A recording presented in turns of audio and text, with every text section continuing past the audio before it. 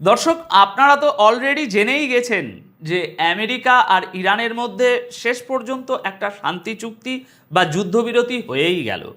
গত দুটো ভিডিওতেই আমি আপনাদের এই চুক্তির একেবারে ভিতরের খবরগুলো বিস্তারিত জানিয়ে দিয়েছিলাম, কিন্তু এই প্রতিবেদনে আমি আপনাদের এমন একটা অদ্ভুত চাঞ্চল্যকর তথ্য জানাবো যা শুনে আপনারা আক্ষরিক অর্থেই চমকে উঠবেন। হ্যাঁ দর্শক, আমেরিকা আর ইরান যখন হাসি মুখে করমর্দন করছে, পুরো বিশ্ব যখন এই চুক্তিকে স্বাগত জানাচ্ছে, ঠিক তখনই পর্দার আড়ালে এমন এক ছক কষছে ইসরায়েল, যা পুরো মধ্যপ্রাচ্যের মানচিত্রকে আবারও একটা যুদ্ধের দিকে ঠেলে দিতে পারে। তাই একদম শেষ পর্যন্ত খুব মন দিয়ে শুনুন। দেখুন, জিওপলিটিক্সে কোন দেশ কার সাথে কি চুক্তি করলো, তার চেয়েও বড় বিষয় হলো সেই চুক্তির পর আশপাশের দেশগুলো বা বিশ্বের বাঘা বাঘা নেতারা কে কি রিয়াকশান দিচ্ছে। কারণ এই রিয়াকশানগুলোর ভিতরেই লুকিয়ে থাকে আগামী 10 বছরের গ্লোবাল পলিটিক্সের রোডম্যাপ। চিন্তা করুন দর্শক, আজ 15ই জুন দুপুরবেলা স্বনামধন্য আন্তর্জাতিক সংবাদ মাধ্যম আল জাজিরায় একটি ব্রেকিং নিউজ প্রকাশিত হয়। সংবাদের শিরোনাম ছিল world reacts as Iran and US reach deal, অর্থাৎ ইরান এবং যুক্তরাষ্ট্রের মধ্যে যে বহু প্রতীক্ষিত চুক্তিটি সম্পন্ন হওয়ার পথে, তা নিয়ে পুরো বিশ্ব কেমন প্রতিক্রিয়া দেখাচ্ছে। আমি আগেই বলেছি, চুক্তির শর্তগুলো আপনারা জানেন। ডোনাল্ড ট্রাম্প তার ট্রুথ সোশ্যাল প্ল্যাটফর্মে কি দম্ভের সাথে বলেছেন, পৃথিবীর সব জাহাজ এখন ইঞ্জিন চালু করতে পারে, তেলের প্রবাহ শুরু হোক। অন্যদিকে ইরানের উপপররাষ্ট্রমন্ত্রী কাজিম গারিবাউদিও স্পষ্ট জানিয়ে দিয়েছেন যে এই 60 দিনের যুদ্ধবিরতির মধ্যে ইরানের উপর থেকে সমস্ত নিষেধাজ্ঞা প্রত্যাহারের বিষয়ে চূড়ান্ত ফয়সলা হবে। কিন্তু দর্শক, আমার আজকের আলোচনার মূল বিষয়বস্তু এটা নয়। আজকের আলোচনার মূল থিম হলো এত বড় একটা যুদ্ধ থামার পর সারা বিশ্বের কোন নেতা কি বলছে, এবং সবচাইতে বড় কথা, এই চুক্তির পর ইসরায়েল এখন ঠিক কি করতে চলেছে। দর্শক, আল জাজিরার এই রিপোর্টটা যদি আমরা একটু গভীরভাবে অ্যানালিসিস করি, তাহলে পশ্চিমাদের চরম ভণ্ডামির একটা চেহারা আপনাদের সামনে একদম পরিষ্কার হয়ে যাবে। খবরের আর্টিকেলে ইউরোপিয়ান ইউনিয়নের president Ursula von der Leyen, যুক্তরাজ্যের প্রধানমন্ত্রী কিয়ার স্টারমার, ফ্রান্সের প্রেসিডেন্ট ইমানুয়েল ম্যাক্রন এবং জার্মানির চ্যান্সেলর ফ্রেডরিক মার্জের বিবৃতি তুলে ধরা হয়েছে। এদের সবার কথার সুর কিন্তু অদ্ভুতভাবে এক। উর্সুলা ফন ডার লিয়েন বলছেন, হরমুজ প্রণালীতে টোল ফ্রি বা বিনা ভাড়ায় জাহাজ চলাচল নিশ্চিত করতে হবে, কারণ এটা গ্লোবাল ইকোনমির জন্য এসেনশিয়াল। যুক্তরাজ্যের প্রধানমন্ত্রী কিয়ার স্টারমারও একই সুরে গাইছেন। তিনি আবার এককাটি সরেস হয়ে বলছেন যে হরমুজ প্রণালীতে মাইন সরানোর কাজে যুক্তরাজ্য সাহায্য করতে প্রস্তুত। ফ্রান্সের ম্যাক্রো বলছেন, বিনা বাধায় সামুদ্রিক ট্রাফিক চালু করাটা খুব জরুরি। এমনকি জার্মানির চ্যান্সেলরও এই চুক্তিকে বিশ্ব অর্থনীতি চাঙ্গা করার উপায় হিসাবে দেখছেন। দর্শক, আসল ব্যাপারটা হলো পশ্চিমাদের কাছে মানবিকতার কোনো মূল্য নেই। তারা দেখছে যে ইরানের সাথে এই সংঘাতের কারণে হরমুজ প্রণালী বন্ধ হয়ে যাওয়ার উপক্রম হয়েছে, তেলের দাম আকাশ ছোঁয়া হয়ে যাচ্ছে, পশ্চিমা অর্থনীতি হুড়মুড় করে ভেঙে পড়ছে। ঠিক সেই কারণেই তারা আজ বাধ্য হয়ে ইরানের কাছে মাথা নত করে এই চুক্তিতে এসেছে। তারা বুঝতে পেরেছে যে রাশিয়া এবং চীনের মতো পরাশক্তিগুলো ইরানের পিছনে যে পাথরের মতো দাঁড়িয়ে আছে, সেখানে আমেরিকার পক্ষে আর পেশি শক্তি দেখানো সম্ভব নয়। এটা পশ্চিমাদের একটা চরম কৌশলগত ব্যর্থতা। অন্যদিকে আপনারা যদি নন ওয়েস্টার্ন দেশগুলোর রিয়াকশান দেখেন, তাহলে দেখবেন সেখানে একটা সত্যিকারের কূটনৈতিক বিজয়ের সুর বাজছে। পাকিস্তানের প্রধানমন্ত্রী শাহবাজ শরীফ জানিয়েছেন যে শুক্রবার সুইজারল্যান্ডে এই ঐতিহাসিক চুক্তি স্বাক্ষরিত হতে যাচ্ছে, এবং তিনি কাতার, সৌদি আরব ও তুরস্ককে ধন্যবাদ জানিয়েছেন এই চুক্তিতে তাদের অবদানের জন্য। কাতারের পররাষ্ট্র মন্ত্রণালয় এই বিষয়টাকে অত্যন্ত গঠনমূলক পদক্ষেপ হিসাবে দেখছে। তুরস্কের প্রেসিডেন্ট রাজেপ তাইয়েপ এরদোগান তার এক্স হ্যান্ডেলে পোস্ট করে বলেছেন যে তিনি এই চুক্তিকে এই অঞ্চলের শান্তি প্রতিষ্ঠার জন্য একটা গুরুত্বপূর্ণ উন্নয়ন হিসাবে দেখছেন এবং তুরস্ক কূটনীতি ও আন্তর্জাতিক আইনের উপরে ভিত্তি করে যে কোনো স্থায়ী সমাধানের পক্ষে কাজ করে যাবে। এমনকি আমাদের বাংলাদেশের পররাষ্ট্র মন্ত্রণালয় থেকেও আশা প্রকাশ করা হয়েছে যে এই চুক্তি টেকসই হবে এবং ঢাকা সবসময়ই কূটনৈতিক উপায়ে এই সংঘাত সমাধানের কথা বলবে। ওদিকে জাতিসংঘের মহাসচিব অ্যান্তোনিও গুতেরেসও একে শান্তি প্রতিষ্ঠার জন্য একটি ক্রিটিক্যাল স্টেপ বলেছেন। দর্শক, এই দেশগুলোর রিয়াকশন থেকে একটা জিনিস খুব ক্লিয়ার, পুরো বিশ্ব এখন আমেরিকার একচেটিয়া মোড়লগিরি থেকে বেরিয়ে আসতে চাইছে।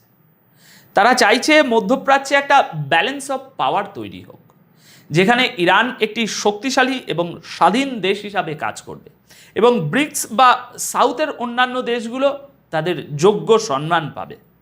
কিন্তু দর্শক, এই পুরো আনন্দ উল্লাস, কূটনীতি আর বিশ্ব নেতাদের শান্তির বার্তার মাঝখানে সবচেয়ে বড় এবং ভয়ঙ্কর বোমাটা ফাটিয়েছে ইসরায়েল। আজকের ভিডিওর সবচেয়ে ইন্টারেস্টিং পয়েন্ট হলো তো এটাই। আপনারা নিশ্চয়ই ভাবছেন আমেরিকা যখন যুদ্ধ থামিয়ে দিল তখন ইসরায়েল তো লেজ গুটিয়ে চুপচাপ ঘরে ঢুকে যাওয়ার কথা, কিন্তু না। আল জাজিরার আজ দুপুরের এই রিপোর্ট অনুযায়ী এই চুক্তির পর ইসরায়েলের প্রতিরক্ষামন্ত্রী ইসরায়েল কাটজ এবং অর্থমন্ত্রী বেজালেল স্মোট্রিচ যে বিবৃতি দিয়েছেন তা আক্ষরিক অর্থেই বিশ্ব শান্তির বুকে একটা কড়া থাপ্পড় এবং আমেরিকার জন্য চরম বেইজ্জতের একটা বিষয়। প্রতিরক্ষামন্ত্রী কাটজ সরাসরি এবং অত্যন্ত দম্ভের সাথে বলেছেন যে এই অন্তর্বর্তীকালীন চুক্তি চলাকালে লেবাননের যেসব এলাকা ইসরায়েল দখল করেছে সেখান থেকে তারা 1 ইঞ্চিও পিছু হটবে না। শুধু তাই নয়, তিনি স্পষ্ট ভাষায় জানিয়ে দিয়েছেন যে লেবানন, সিরিয়া এবং গাজার দখলকৃত এলাকায় ইসরায়েল অনির্দিষ্টকালের জন্য অবস্থান করবে। তিনি রীতিমতো হুমকি দিয়ে বলেছেন যে ইরান যদি লেবাননে ইসরায়েলের উপরে কোনো হামলা করে তবে ইসরায়েল প্রবল শক্তিতে ইরানে আঘাত আনবে। লজিক্যালি চিন্তা করুন তো দর্শক, আমেরিকা যে কিনা ইসরায়েলের সবচেয়ে বড় পালক পিতা, যাদের দেওয়া টাকা আর অস্ত্রে ইসরায়েল এতদিন লাফিয়েছে, তারা ইরানের সাথে একটা পিস ডিলে পৌঁছালো। আর ইসরায়েল কিনা বলছে তারা আমেরিকার এই শান্তির বুলি মানবে না। এর মানে কি দাঁড়ায়? এর মানে হলো ইসরায়েল এখন বুঝতে পারছে যে আমেরিকা নিজের স্বার্থে, নিজের তেলের দাম কমাতে, পশ্চিমা অর্থনীতিকে বাঁচাতে ইসরায়েলকে কার্যত মাঝ দরিয়ায় একা ফেলে দিয়েছে। ইসরায়েল এখন একটা ফাঁদে পড়া ইঁদুরের মতো আচরণ করছে, যারা বুঝতে পারছে না যে আমেরিকার সরাসরি সামরিক সাপোর্ট ছাড়া তারা এই অঞ্চলে টিকে থাকতে পারবে না। এখানে ইসরায়েলের অর্থমন্ত্রী বেজালেল স্মোট্রিচের বক্তব্যটা আমাদের খুব ভালো করে বুঝতে হবে। স্মোট্রিচ তার এক্স হ্যান্ডেলে অত্যন্ত ক্ষোভ প্রকাশ করে বলেছেন, ইরানের সাথে আমেরিকার এই চুক্তি ইসরায়েল এবং পুরো তথাকথিত মুক্ত বিশ্বের জন্য চরম খারাপ একটা ব্যাপার। তিনি বলেছেন, তেহরানের বিরুদ্ধে তাদের যে যৌথ ক্যাম্পেইন ছিল তা ইতিমধ্যেই ইরানকে দুর্বল করার ক্ষেত্রে অনেক সফলতা পেয়েছিল এবং সেই অর্জনগুলো তারা কোনোভাবেই বৃথা যেতে দেবে না। এরপর তিনি যে কথাটা বলেছেন সেটাই হলো আগামী দিনের জিওপলিটিক্যাল দাবার সবচেয়ে ভয়ঙ্কর চাল। স্মোট্রিচ বলেছেন, আমাদের নিজেদেরই এখন ইরানের শাসন ব্যবস্থার পতন ঘটানোর জন্য যুদ্ধ চালিয়ে যেতে হবে এবং সেটা আমরা করব ক্রিয়েটিভ উপায়ে। আমরা নিশ্চিত করব যাতে ইরান কখনোই পারমাণবিক অস্ত্র তৈরি করতে না পারে। দর্শক, এই ক্রিয়েটিভ উপায় শব্দটার পিছনেই লুকিয়ে আছে ইসরায়েলের আসল মাস্টার প্ল্যান। এতদিন ইসরায়েল যা কিছু করেছে সেটা করেছে আমেরিকার বিশাল সামরিক ছাতার নিচে বসে, কিন্তু এখন যখন ট্রাম্প প্রশাসন পরিষ্কার বলে দিয়েছে যে ভাই আমার তেলের দরকার, যুদ্ধ শেষ করো, তখন ইসরায়েল সম্পূর্ণ একা হয়ে পড়েছে। ইসরায়েল খুব ভালো করেই জানে যে বিশ্ব রাজনীতির এই নতুন বাস্তবতায় সরাসরি ইরানের সাথে একা কনভেনশনাল যুদ্ধ করতে যাওয়া মানে নিজেদের ধ্বংস ডেকে আনা। কারণ ইরানের পিছনে এখন সরাসরি রাশিয়া এবং চীনের মদত রয়েছে। তাই ইসরায়েল এখন কনভেনশনাল যুদ্ধের পথে যেতে চাইছে না, বরং একটা ছায়া যুদ্ধের ব্লুপ্রিন্ট তৈরি করছে।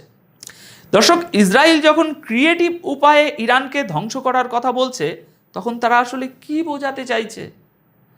দেখুন, জিওপলিটিক্যাল অ্যানালিসিস্টরা খুব ভালো করেই জানেন যে ইসরায়েল এখন সরাসরি সামরিক হামলার বদলে সাইবার ওয়ারফেয়ার, ইরানের অভ্যন্তরে বিজ্ঞানী বা সামরিক কর্মকর্তাদের গুপ্ত হত্যা এবং মোসাদকে ব্যবহার করে ইরানের ভিতরে অস্থির তৈরি করার দিকে ফোকাস করবে। কিন্তু তার চেয়েও বড় যে মাস্টার প্ল্যানটা ইসরায়েল করছে তা হলো একটা ফলস ফ্ল্যাগ অপারেশন বা সাজানো নাটক। ইসরায়েলের এখন একমাত্র লক্ষ্য হলো যে কোনো উপায়ে এই শান্তি চুক্তিটা ভেঙে দেওয়া। তারা জানে যে আমেরিকা নিজে থেকে আর এই যুদ্ধে জড়াবে না, তাই ইসরায়েল হয়তো খুব শীঘ্রই মধ্যপ্রাচ্যে আমেরিকার কোনো ঘাঁটিতে বা পশ্চিমা কোনো তেলের জাহাজে এমন একটা চোরা গোপ্তা হামলা চালাবে যার পুরো দায়ভার তারা সুকৌশলে চাপিয়ে দেবে ইরানের উপর। যুক্তরাজ্য এবং অন্যান্য পশ্চিমা দেশগুলো এমনিতেই ইরানের পারমাণবিক কর্মসূচি নিয়ে ভয়ার্ত অবস্থায় আছে। কিয়ার স্টারমার তো বলেই দিয়েছেন যে ইরানের নিউক্লিয়ার প্রোগ্রাম কঠোরভাবে ভেরিফাই করতে হবে। ইসরায়েল ঠিক এই পশ্চিমা ভীতিটাকেই কাজে লাগাতে চাইছে। তারা এমন একটা পরিস্থিতি তৈরি করার চেষ্টা করবে যাতে ট্রাম্প প্রশাসন বাধ্য হয় ইরানের উপর পুনরায় স্যাংশন দিতে এবং ইসরায়েলকে সামরিক সাপোর্ট দিতে।